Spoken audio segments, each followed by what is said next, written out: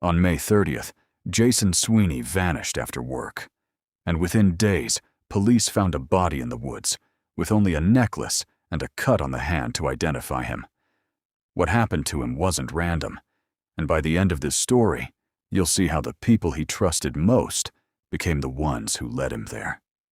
Jason Sweeney grew up in Fishtown, Philadelphia, in a house his father jokingly called the Beatles, 4 family members, always together. At 16, Jason worked full-time for his family's construction business, earning $500 a week, and had his sights set on the Navy, hoping to become a SEAL one day. He wasn't reckless or without direction. While most teenagers his age were still figuring things out, Jason already had a job, a paycheck, and a plan. That stability set him apart from the friends he'd grown up with, and it would end up mattering more than anyone expected. Jason's best friend since elementary school was Edward Eddie Botzig Jr., and their families were just as close as the boys were. He also grew up alongside brothers Nicholas and Dominic Koya, raised by a single father and known for keeping mostly to themselves. The 4 stayed tight through middle school, but high school pulled them apart. Eddie fell into serious trouble with the law. Jason left school early to work. By the time they reconnected, Eddie and the Koya brothers were deep into substance abuse, and Jason barely recognized the friends he'd once considered family. When Jason tried to help his old friends get their lives back on track, it backfired. Instead of appreciation, he got resentment. Jason had a job, a paycheck, and a future he was actively building. Eddie, Nicholas, and Dominic had none of that, and every attempt Jason made to encourage them only highlighted the distance between his life and theirs. What could have been simple envy slowly hardened into something colder. The friendship that once defined their childhoods had become a source of quiet tension, none of them fully addressed, even as they kept crossing paths. Through Eddie and the Koya brothers, Jason met 15-year-old Justina Moley. Her adolescence had already been difficult. Exposure to substances at 10, a hospitalization tied to self-harm in 2002, an early discharge against medical advice, and expulsion from school in the 8th grade.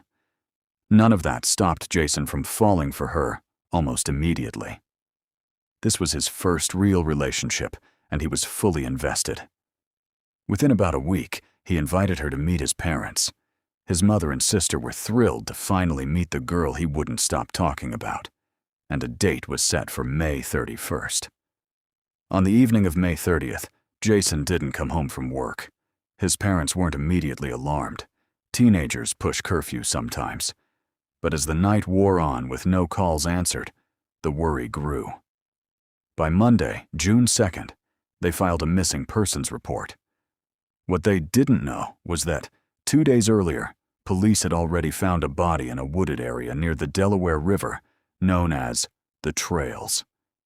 The victim had no ID, only a St. Jude's necklace and a cut on his palm. With no report to match, the body remained unidentified in the meantime.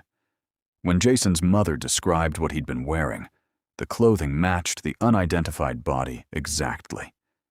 The Sweeney family was brought in and confirmed the impossible. The body was Jason, identified through a scar on his hand and the necklace his grandfather had given him. What had looked like a missing teenager case became something far more serious. This wasn't an accident or a disappearance that resolved itself quietly.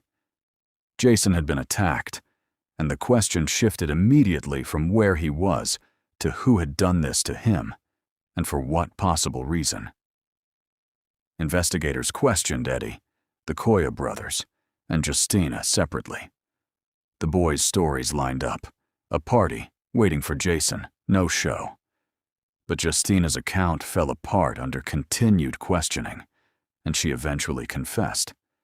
She admitted that she, Eddie, Nicholas, and Dominic were responsible, and that she had personally led Jason to the location. According to her statement, this wasn't even their first attempt. 2 earlier plans, one at the Jersey Shore and one at Jason's own home, had already failed. This final plan was set for the night before Jason was due to meet her family. Jason went willingly, trusting Justina completely. Once they reached the wooded area, Eddie, Nicholas, and Dominic emerged and attacked him.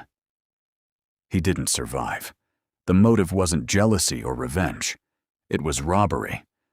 The group took Jason's paycheck, $500, along with a few smaller items from his pockets. Afterward, they didn't panic. They hugged, disposed of the evidence, split the money, and went partying with it that same night.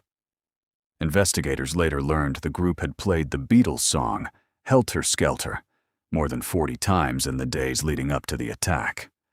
To secure testimony against the others, prosecutors offered Justina a deal: plead guilty to third-degree murder in exchange for a reduced sentence.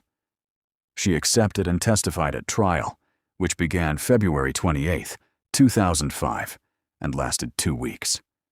Eddie Batzig, Nicholas Koya, and Dominic Koya were tried as adults and convicted on all charges, receiving life without parole plus additional decades for conspiracy and robbery.